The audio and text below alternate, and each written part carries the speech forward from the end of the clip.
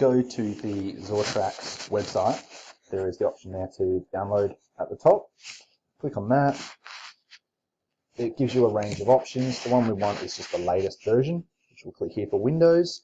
And it's going to ask you for an email or a serial number. So if we click the tab that says enter a serial number, this is the number of one of the printers that will allow you to download. Then we click submit, and we can install the software using the serial number rather than having to sign up. Just download it to wherever you want to put it on your computer. It'll download in the bottom corner. Once complete, you can just click it there to open it on the spot and open the file that it is now installed. Follow all the prompts, just keep spamming next, and it'll start the install for you.